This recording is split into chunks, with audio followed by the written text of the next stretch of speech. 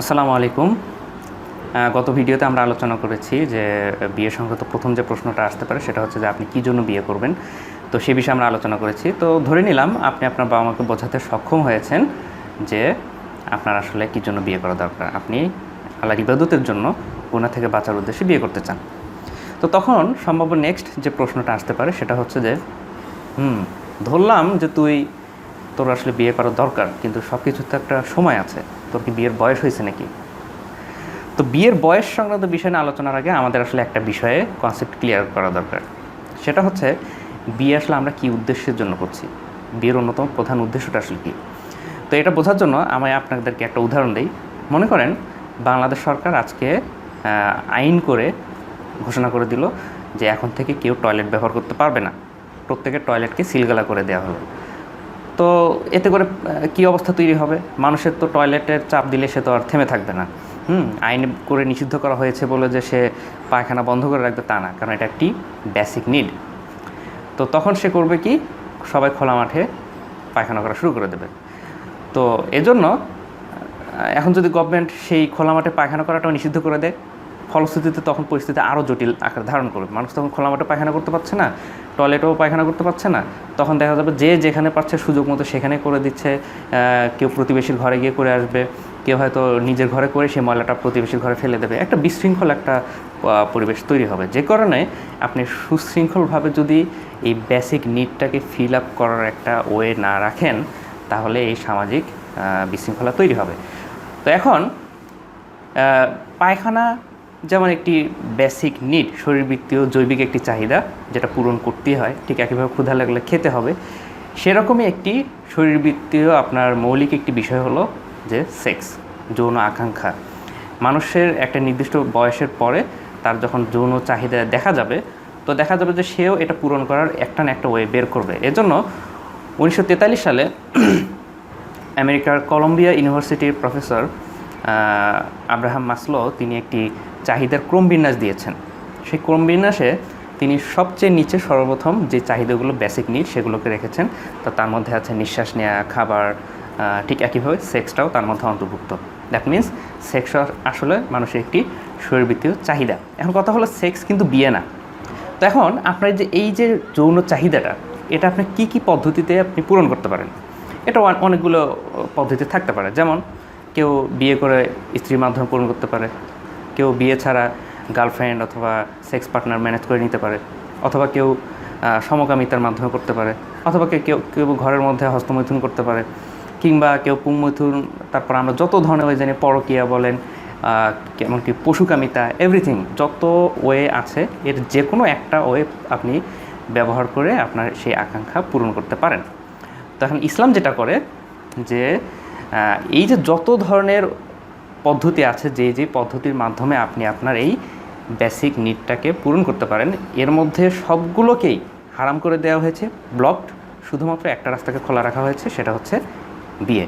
তো যেহেতু মাত্র একটা রাস্তা খোলা, তো সেই রাস্তার মধ্যেও যদি জটিলতা দেখা যায়, স্বাভাবিকভাবে অনাচার সৃষ্টি হবে। যে কারণে সেই রাস্তাটাকে খুবই সহজ করে দেওয়া হয়েছে। এর জন্য দেখবেন যে ইসলামে বিয়েটা খুবই সহজ, এবং ইসলামে বিয়ে করতে খুব উৎসাহিত করা হয়েছে। আর বয়সের ক্ষেত্রেও এর জন্য কোনো বাধ্যবাধকতা রাখা হয়নি। যখনই একজন মানুষ শারীরিকভাবে সক্ষমতা লাভ করবে, তখনই সে আসলে বিয়ের যোগ্যতা সম্পন্ন হয়ে গেছে। তাই এখন মনে করেন যদি ইসলামে এরকম কোনো নিয়ম করা হতো যে 21 বছরের আগে কেউ বিয়ে করতে পারবে না, তাহলে ব্যাপারটা কী দাঁড়াতো?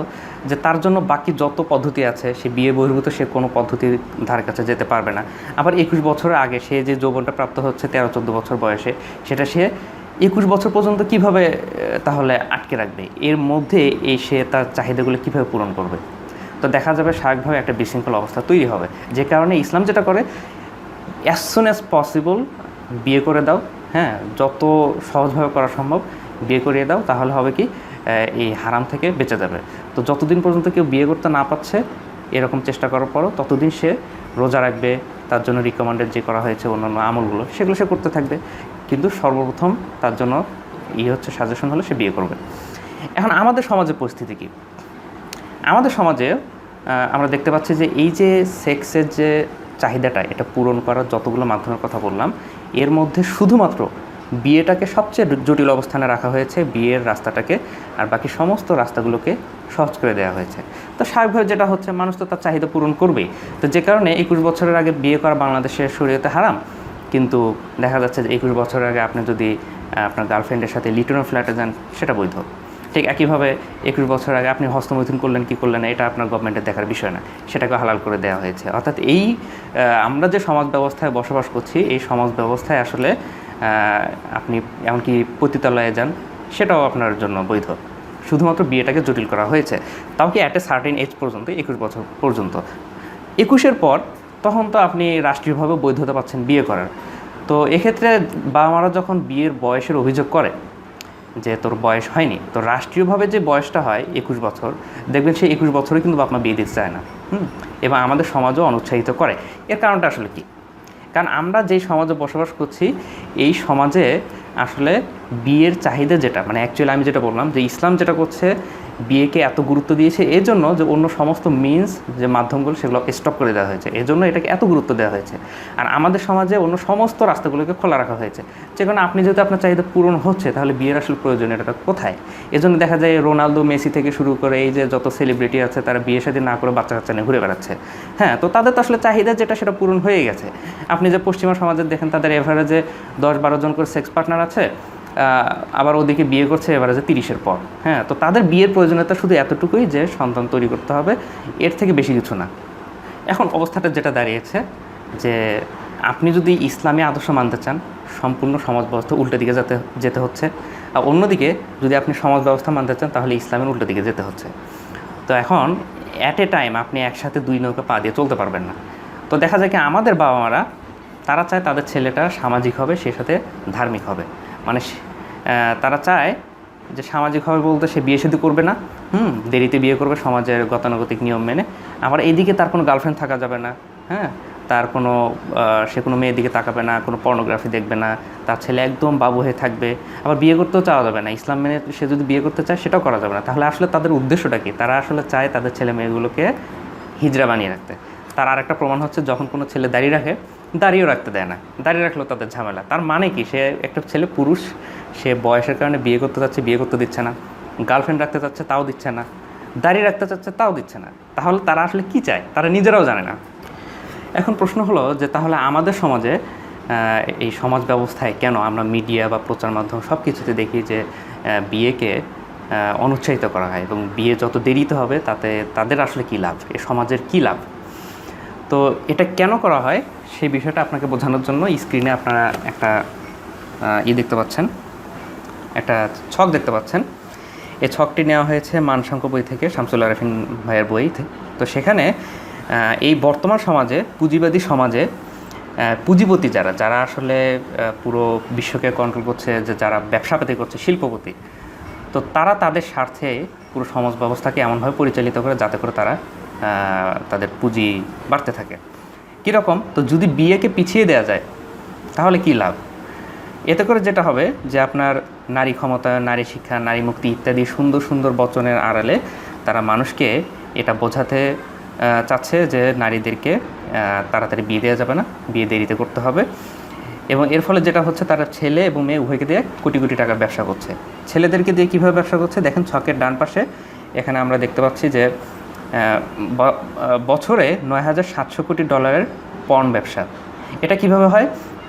আপনি যদি বিয়েকে থামিয়ে রাখতে পারেন, তো স্বাভাবিকভাবে মানুষের, আমি তো বলেছি যে এই যে যৌন আকাঙ্ক্ষা, এটা সে কীভাবে পূরণ করবে? তো দেখা যায় কি, মানুষ ঘরের মধ্যে সবথেকে অ্যাভেলেবল যে মাধ্যম, যার মাধ্যমে সে তার যৌন আকাঙ্ক্ষাটা পূরণ করতে পারে, সেটা হচ্ছে হস্তমৈথুন। এবং এই হস্তমৈথুনের সাথে একটি খুব গভীর সম্পর্ক আছে পর্নোগ্রাফির। মানুষ হস্তমৈথুনে আকাঙ্ক্ষা জাগলে পর্নোগ্রাফি দেখে, অথবা পর্নোগ্রাফি দেখে নিজের উত্তেজনাকে প্রশমিত করার জন্য হস্তমৈথুন করে, যে কোনো একটা আরেকটার সাথে ওতপ্রোতভাবে জড়িত। তো অধিকাংশ মানুষ এই পর্নোগ্রাফির সাথে যুক্ত হয়, যার ফলে শুধুমাত্র বছরে $9,700 কোটি পর্ন ইন্ডাস্ট্রির ব্যবসা হয়। এরপর পতিতা ব্যবসা বছরে হয় $18,600 কোটি। এরপর আপনি যদি বিয়েকে থামিয়ে রাখতে পারেন, মানুষ যখন ইচ্ছা মতো যৌনাচারে লিপ্ত হবে, এতে করে বিভিন্ন ধরনের যৌন রোগ দেখা যাবে। এবং এই যৌনবাহিত রোগের ওষুধের মার্কেটে 2017 সালে ব্যবসা হয়েছে $3,300 কোটি। এরপর মানুষ যখন বিয়ে থেকে দূরে থাকবে এবং উচ্ছৃঙ্খল জীবনযাপন করতে থাকবে, ফলে তাদের মধ্যে, এই যুবকদের মধ্যে বেড়ে যাবে হতাশা, সেই সাথে অপরাধ প্রবণতা এবং সামাজিক এবং পারিবারিক মূল্যবোধ ভেঙে পড়বে। ফলশ্রুতিতে মানুষ হতাশা থেকে বাঁচার জন্য ড্রাগ এডিক্টেড হবে এবং এতে করে বছরে ১৩,34,400 কোটি ডলারের শুধুমাত্র অ্যালকোহল ব্যবসা হয় এবং ৪৩,৫০০ কোটি ডলার শুধুমাত্র ড্রাগ ব্যবসা হয়।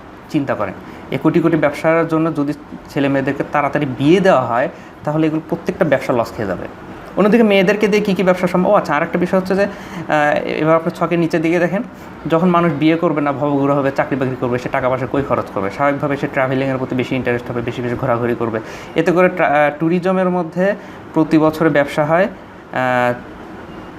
৪৪,৫০০ কোটি ডলার। ৪৪,৫০০ কোটি ডলার শুধুমাত্র ট্যুরিজম ব্যবসা। আবার অন্যদিকে মেয়েদেরকে দিয়ে কীভাবে ব্যবসা করানো যায়? যখন মেয়েদের বিয়ে পিছানো যাবে, ফলশ্রুতিতে একটা নির্দিষ্ট সময় পর্যন্ত মার্কেটে মেয়েদের জব সেক্টরে তাদের চাহিদা থাকবে এবং মেয়ে যত বেশি জব সেক্টরে আসবে তত বেশি শ্রমিকের যোগান হবে এবং যত বেশি শ্রমিকের যোগান হবে তত দেখা যাবে কম খরচে তারা শ্রমিক পাচ্ছে। এতে করে কম খরচে যেহেতু শ্রমিক পাবে, আমরা জানি যে পুরুষ শ্রমিকদের থেকে অল্প টাকার বেতনে আসলে নারী শ্রমিক পাওয়া যায়, যে কারণে যত বেশি নারী শ্রমিক এখানে কাজে আসবে তত বেশি কর্পোরেট ব্যবসায়ীদের মুনাফা বাড়বে। ফলশ্রুতিতে আরেকটি বিষয় হচ্ছে, যখন বিয়ে দেরিতে হবে মানুষের ফ্যামিলি ব্যবস্থা দুর্বল হয়ে যাবে, মানুষের সাংসারিক অশান্তি বৃদ্ধি পাবে। এতে করে যেটা হবে, মানুষ ভার্চুয়াল সুখের দিকে, ভার্চুয়াল এন্টারটেনমেন্টের দিকে বেশি ফোকাসড হবে। তো যেখানে দেখা যাচ্ছে বছরে ফিল্ম ইন্ডাস্ট্রি ব্যবসা করে ৩,৮০০ কোটি ডলার এবং বছরে ৩,৩০০ কোটি ডলারের শুধুমাত্র সোশ্যাল মিডিয়ার ব্যবসা হয়। তো এই যে সমস্ত বিষয়গুলো, এত বড় বিশাল বিজনেস, এই সমস্ত বিজনেসগুলো আপনার ঠেকে যাবে যদি তাড়াতাড়ি বিয়ে করা হয়। তো এই মিডিয়া আসলে কন্ট্রোল করে কারা? আমার আপনার মতো সাধারণ মানুষ না, বড় বড় যারা শিল্পপতি, টাকা পয়সার মালিক, তারাই আসলে এই মিডিয়াগুলোকে কন্ট্রোল করে। তো তারা কি চাবে যে এমন কাজ মানুষ করুক যার মাধ্যমে তাদের ব্যবসায় ধস নামে? তো যে কারণে তারা তো চাবে আপনাকে দিয়ে, আপনাকে ব্যবহার করে তারা তাদের ব্যবসায় পুঁজি জমাতে। এজন্য টিভিতে, টেলিভিশনের মাধ্যমে যে আমাদের বিভিন্ন বিজ্ঞাপনের মাধ্যমে আমাদের প্রত্যেককে আসলে এমনভাবে ব্রেন ওয়াশ করা হচ্ছে যাতে করে ফলশ্রুতিতে তারা লাভবান হয়। একটা সিম্পল উদাহরণ দিই, যেমন ছোটোবেলা থেকে আমরা দেখে এসেছি, অ্যাডভার্টাইজ দেখলে মনে হবে হরলিক্স না খেলে টলার, স্ট্রঙ্গার এগুলো হওয়া যায় না। বাট বাস্তবিক অর্থে হরলিক্স কি আসলে সত্যিকার অর্থে মানুষের বড় হওয়ার জন্য কোনো মৌলিক কোনো বিষয়? আমাদের পুরো জেনারেশন, পৃথিবীর ইতিহাসে হরলিক্স আসছে কতদিন হলো? তাহলে এতদিনে মানুষকে টলার, স্ট্রঙ্গার, শার্পা ছিল না? যে এই যে একটা মিথ্যা বিষয়কে সুন্দরভাবে আপনার কাছে উপস্থাপন করা হচ্ছে এবং এর ফলে আপনি সেটাকে বিশ্বাস করছেন। বিশ্বাস করে আপনার কষ্টে অর্জিত যে সম্পদ, সেই সম্পদ থেকে ব্যয় করে আপনি হরলিক্স কিনে আপনার ছেলেকে খাওয়াচ্ছেন, আর সেই টাকাটা পকেটে ভরছে কার? সেই কর্পোরেট ব্যক্তিদের। তো যে কারণে তারা মিডিয়ার মাধ্যমে এভাবে আপনাকে চাবে যে আপনি বেশি বেশি হরলিক্স কেনেন, যত হরলিক্স কিনবেন তত আপনার ছেলে ভালো হবে, তত আপনার উন্নত জীবন। তো ঠিক একইভাবে যত মেয়ে বিয়ে দেরিতে করবেন তত ভালো, তত সমাজ উন্নত হচ্ছে, হ্যান ত্যান ইত্যাদি বুলির মাধ্যমে বিয়েটাকে পিছিয়ে নিতে চায় তারা। তো যাই হোক, আল্লাহ আমাদেরকে হেফাজত করুন। তো সর্বশেষ একটি বিষয় আপনাদেরকে বলবো, সূরা আল ইমরানের 14 নম্বর আয়াতে আল্লাহ বলেছেন, জুইনা লিন্নাসি হুব্বুশ শাহাওয়াতি মিনান নিসা, আমি মানুষের জন্য সবচেয়ে মোহনীয় করেছি। এরপর আল্লাহ 6টি বিষয়ের কথা উল্লেখ করেছেন, তার মধ্যে 1 নম্বর হচ্ছে নারী।